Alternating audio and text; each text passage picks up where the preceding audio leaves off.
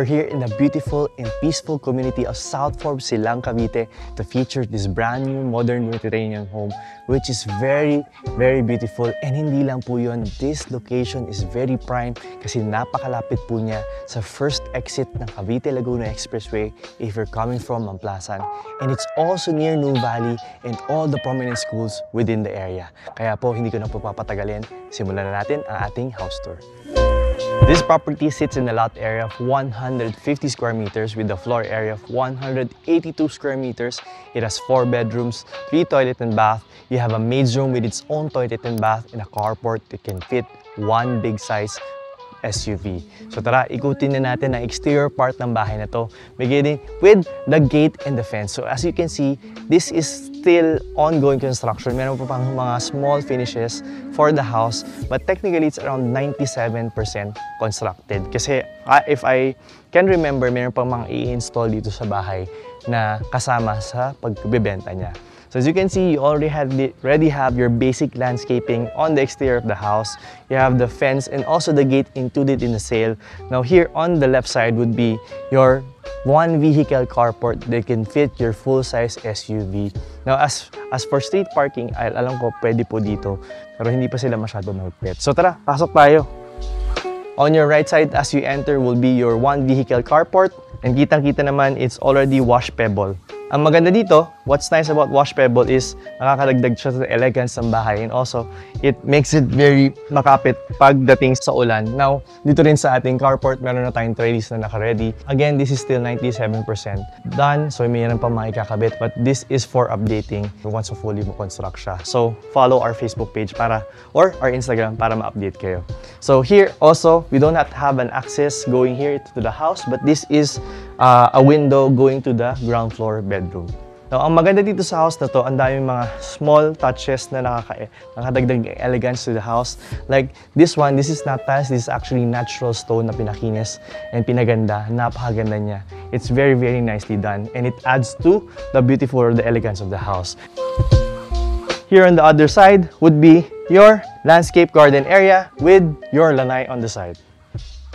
So for the lanai, it's just a small size, but you can still put a small sitting area here in the outside so that you can enjoy the breeze here in Silang, Cavite. Napakaganda nito because it's also near New Valley, but at the same time, you get to enjoy the breeze of Silang, Cavite. On this side is your service area at the back. So yung service area natin, meron na tayong sink, meron tayong backsplash na tiles, naka-tiles na din siya. Ang kulang na lang dito if you would like to put roofing, pero it's very nice. Also here in the service area would be your access to the maid's room. So yung maid's room natin, kasya po ang ating single bed or double deck depending on how many helpers do you need in the house. Meron din po siyang sariling toilet and liguan. We're done here in the exterior part of the house. Pasok naman tayo sa loob. Beginning with the door, as you can see, you have your lines going downwards and napakaganda ng finish niya. It's a full solid door with your black matte finish na handles and you also have this fluted panel design. It adds to the modern design mixed with the Mediterranean. So as we enter, we'll be greeted by our living space. It's just a good size. It's just the right size for a family of 4 or 5. Tamang-tama lang siya. But as you can see, ang maganda dito, napakaliwalas na as you enter because you have 2 full-size or 2 big-size windows that allows the natural light to come inside the house. And it's also a French design, so napakaganda. It adds to the modern Mediterranean design. Now for the tiles, ang ginamit natin is tile planks which adds to elegance and you already have an air conditioning included in the house. Again, this is still being constructed, so may mga madadagdag pa dito after this video will be posted.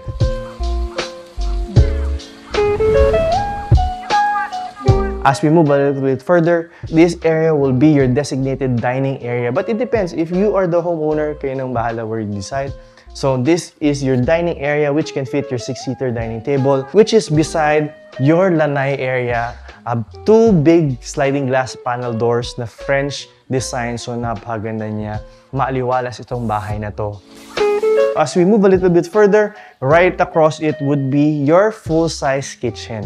So yung countertop natin is made out of quartz, and then you also have yung backsplash natin made out of quartz. You also have your laminated cabinets overhead, and dito sa baba we have our cabinets na aluminum And then, meron tayong pantry area on that side. This is also included in the sale, this 2-door refrigerator. You have your microwave, we have your cooktop and also your oven here. And then we have in this space, we also have your pantry area. So, if you're the type of person na gusto niya maraming storage kaagad pagkalipat, this is really perfect for you. Wala na kayo masyadong gagawin. Now, right beside it would be your first bedroom of the house. This is the ground floor bedroom, which can be an office, it can be a guest room, it can be a study room.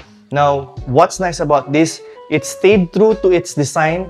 Ganun pa rin, French windows ang ginawa, pero ngayon it's awning and you have a view of the carport on the outside, and you have this space here wherein you can sit down or maybe put some of your books. So siguro put some of your displays so that it adds to the accent of the house. Now, by the way, yung lighting natin all our pin light na LED. And then dito, instead of a cabinet, ang nilagay niya shelves so that it will be open option kung gagawin niyo ba siyang office or room. In the ground floor bedroom would be your first toilet and bath. Hindi na namin papakita because it's still being constructed or inaayos pa siya. Pero it's a full-size toilet and bath with your shower. Here also in the ground floor would be your powder room. So itong powder room natin, it's you have your toilet, you also have your sink. It's just an okay size. Hindi siya masyadong maliit or hindi siya masyadong malaki. Tamang-tama lang and easy to maintain. So we're done here in the ground floor. Let's go upstairs. Welcome to the second floor. We'll be touring around 3 bedrooms and 2 toilet and bath here. But before we proceed, let's just admire the stairs. Yung stairs natin has 2 windows. It has 1 window down below and dito on top.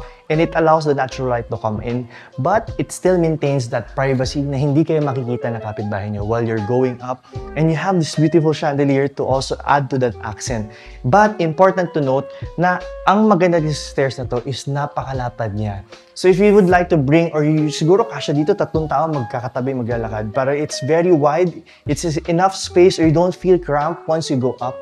And I really like how they made it. So here on the second floor, you will immediately notice there's a different in the tiles. Yung tiles natin, kanina it's tile planks, now it's 60 by 60. But this is matte finish na, it looks like Italian tiles. I think this is Italian tiles. I could be wrong. And it's very nice and elegant, off-white design or off-white finish siya. On the second floor, first thing that we go see is yung ating common toilet and bath. Yung common toilet and bath natin already has a shower enclosure and your shower. And you also have your toilet. And then you have your basic finishes here. But important to note that yung mixture nila ng gray and also yung black finishes na, it really adds to the effect or to the beauty of the house. And ang ganda-ganda niyang tignan. Now, right beside this, the common toilet and bath, would be the first bedroom of the second floor, which can fit your semi-double bed or twin-size bed. Kasyang-kasya po siya. It already has a cabinet on this side, included in the sale. So kasama na po yan, but it's still being finished. And you know what it like about this is ang naglagay siya ng drop ceiling so that it makes you feel that yung ceiling natin is floating and it adds to the beauty and elegance of the house. Now, let's go to the other side. You have an identical room here on the other side of the house. You already have your full-size cabinet here on this side. And then meron din tayong space for your twin-size or semi-double bed. And you have 2 windows to allow the natural light to come in. Now also, ganun din, you have that drop ceiling on this side so that it will make you feel that the ceiling is floating. Especially at night time, this really adds to the beauty and elegance of the house. Also, if you notice, yung mixture ng color niya, napakaganda. You also have yung, yung charcoal black na sockets and also charcoal black na mga switches, which adds to the beauty of the property. Now, I'm really too excited to show you this one. This is the master's bedroom. So tara, sama kayo. Master's bedroom natin, kasya ang king-size bed. And you already have your own balcony. Sobrang ganda nito. So just imagine having a space like this, which is very spacious. By the way, yung sukat niya is, I think, for a queen size for the 2 sockets. But pag mag-queen size ka, medyo sisikip na siya dito sa side. But what's nice about this is very maliwalas. It's very nice. Again, drop ceiling. Yung design and color is very beautiful. Kasyang-kasya po ang ating king size or queen size bed. Now, here on the other side would be your walk-in closet fit for 2 people or 2 full-size cabinets. It's still being finished, patapos pa lang siya. So I'm really excited na ipakita sa inyo or mag-upload ng photos for this house kapag tapos na siya. And hopefully, one of you guys will get this property because this property will be coming off the market fast because this has a lot of payment options open. Pwede siyang bank, pwede siyang in-house financing din. We can send you a computation if you're interested. Now, here in our walk-in closet would be a full-size mirror na meron siyang lighting already, so it adds to the effect of the house. And meron din tayong master toilet and bath, which is the most spacious toilet among all of the toilets in the house.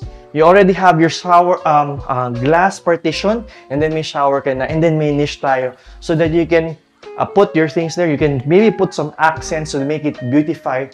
You can actually beautify your toilet. Thank you for watching our house tour for today. If you would like to see this property in the actual and go on a site visit, you can contact us in the contact information on the screen. There we have our Viber, WhatsApp, and our iMessage. Nandyan din po ang aming social media pages. Now, if you're looking to sell a property, you can also shoot us an email or message us so that we can work out arrangements so that we can help you selling that property. Now, if you're still looking around and gusto niyo lang ma-update from us or you would like to get updates, you can also join our Viber community. There we post our latest or up-and-coming listings or mga videos na ipopost namin na dito sa aming YouTube channel. Once again, this is Arman Cruz and I hope to see you soon in our next videos. Bye guys!